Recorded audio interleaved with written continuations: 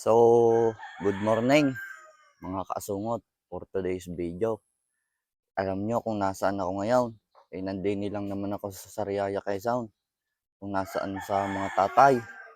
At dito ako napalagay minsan. Minsan na may nasa Batangas. Dito naman ako naghahanap ng mga niyaw. Kita nyo man yan, mga niyo ganyan, mga kaasungot. Diyan kinukuha mga tuba, mga alak. Yan mga ating backyard manukan, yan mga kaasungot yan. Saan tayo bago papalaki pa lang ng mga manok. Tsaka dito kami nakapanghuli ng mga malalaking tilapia.